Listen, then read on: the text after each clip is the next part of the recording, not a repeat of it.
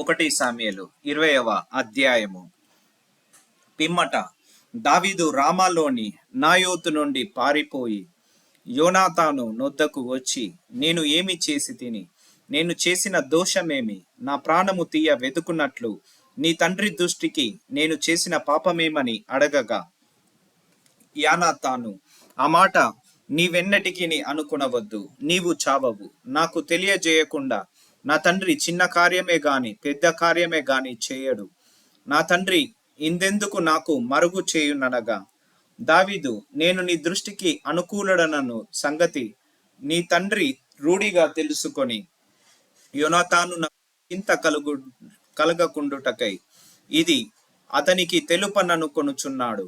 అయితే యెహోవా జీవము తోడు, నీ జీవము తోడు, నిజముగా నాకును మరణమునకును అడుగు మాత్రమున్నదని ప్రమాణము చేయగా, యోనాతాను నీకేమి తోచునో దానినే నేను నీ ఎడల జరుపుదును ననెను. అందుకు దావీదు, రేపటి దినము అమావాస్య, అప్పుడు నేను తప్పక రాజుతో కూడా కూర్చుండి భోజనము చేయవలెను. అయితే ఎల్లుండి సాయంత్రము వరకు చేనిలో దాగుటకు నాకు సెలవిమ్ము. ఇంతలో నీ తండ్రి నేను లేకపోవుట కనుగొనగా నీవు ఈ మాట చెప్పవలెను, దావీదు ఇంటి వారికి ఏటేట బలి చెల్లించు మర్యాద కద్దు. కాబట్టి అతడు బెత్లెహేమను తన పట్టణమునకు పోవలెనని నన్ను బ్రతిమాలి నా యొద్ద సెలవిపుచ్చుకొనెను.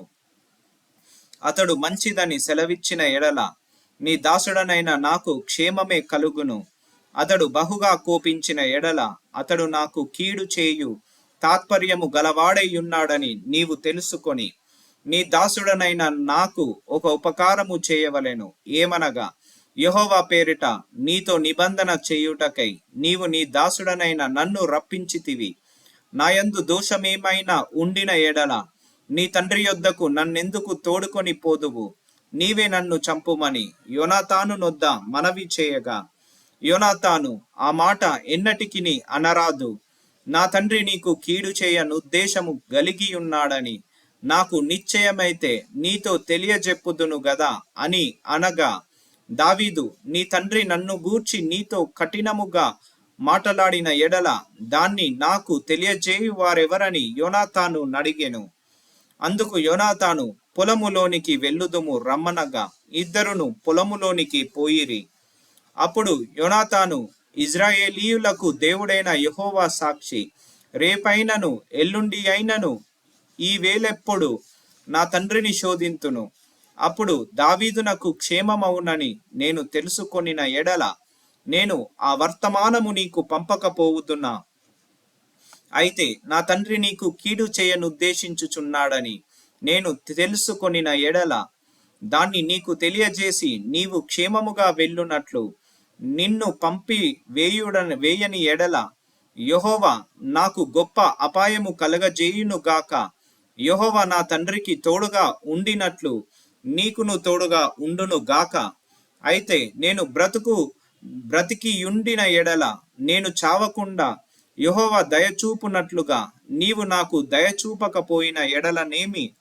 నేను చనిపోయిన ఎడల యెహోవా దావీదు శత్రువులను ఒకడైన భూమి మీద నిలవకుండా నిర్మూలము చేసిన తరువాత నీవు నా సంతతి వారికి దయచూపకపోయిన ఎడలనేమి? యెహోవా నిన్ను విసర్జించును గాక.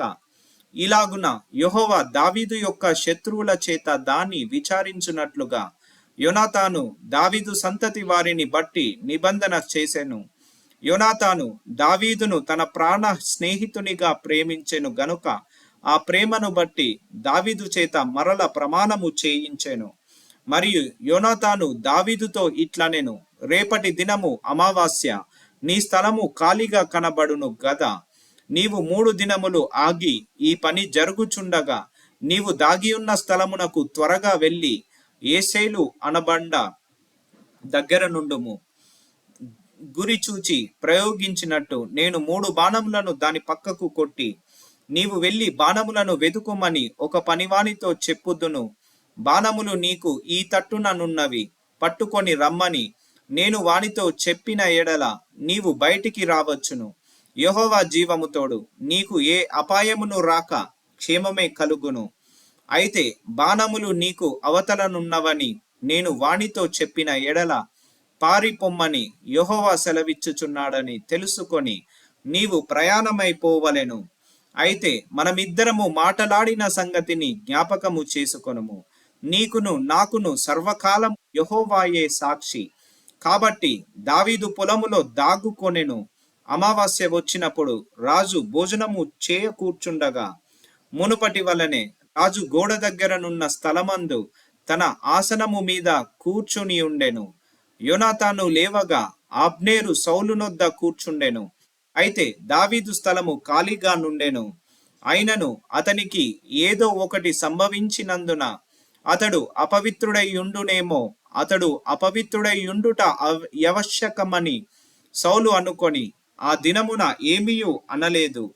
అయితే అమావాస్య పోయిన మరునాడు అనగా 2వ దినమున దావీదు స్థలములో ఎవడును లేకపోవుట చూచి సౌలు నిన్నయు నేడును యోషయి కుమారుడు భోజనమునకు రాకపోవుట ఏమని యోనాతాను అడగగా, యోనాతాను దావీదు బెత్లెహేమునకు పోవలెనని కోరి, దయచేసి నన్ను పోనిమ్ము, పట్టణమందు ఆ ఇంటివారు బలి అర్పింపబోవుచున్నారు, నీవును రావలెనని నా సహోదరుడు నాకు ఆజ్ఞాపించెను గనుక నీ దృష్టికి నేను దయ పొందిన వాడనైతే నేను వెళ్ళి నా సహోదరులను దర్శించున్నట్లుగా నాకు సెలవిమ్మని బ్రతిమాలుకొని నా యొద్ద సెలవు తీసుకొనెను. అందు నిమిత్తమే అతడు రాజు భోజనపు బల్ల యొద్దకు రాలేదని సౌలుతో చెప్పగా, సౌలు యోనాతాను మీద బహుగా కోపపడి, అగడగొట్టు దాని కొడుక, నీకును నీ తల్లి మానమునకు సిగ్గు కలుగునట్లుగా నీవు యోషయి కుమారుణ్ణి స్వీకరించిన సంగతి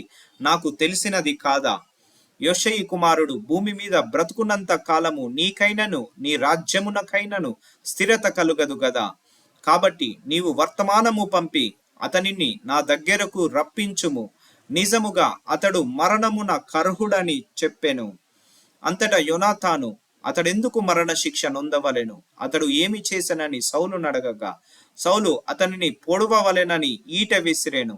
అందువలన తన తండ్రి దావీదును చంపనుద్దేశము కలిగి ఉన్నాడని యోనాతాను తెలుసుకొని అత్యాగ్రహుడై బల్ల యొద్ద నుండి లేచి తన తండ్రి దావీదును అవమానపరిచినందున అతని నిమిత్తము దుఃఖాక్రాంతుడై అమావాస్య పోయిన మరునాడు భోజనము చేయకుండెను. ఉదయమున యోనాతాను దావీదుతో నిర్ణయము చేసుకొనిన వేళకు ఒక పనివాని పిలుచుకొని పొలములోనికి పోయెను. నీవు పరిగెత్తుకొని పోయి నేను 1000 బాణములను వెదుకుమని ఆ పనివానితో అతడు చెప్పగా, వాడు పరిగెత్తుచున్నప్పుడు అతడు ఒక బాణము వాని అవతలకు వేసెను. అయితే వాడు యోనాతాను వేసిన బాణము ఉన్న చోటునకు వచ్చినప్పుడు యోనాతాను వాని వెనుక నుండి కేక వేసి, బాణము నీ అవతలనున్నదని చెప్పి వాని వెనుక నుండి కేక వేసి, నీవు ఆలస్యము చేయక దబ్బున రమ్మనెను. యోనాతాను పనివాడు బాణములను కూర్చుకొని తన యజమానుని యొద్దకు వాటిని తీసుకొని వచ్చెను గాని సంగతి ఏమీయు వానికి తెలియక యుండెను. యోనాతానునకును దావీదునకును మాత్రము ఆ సంగతి తెలిసి ఉండెను.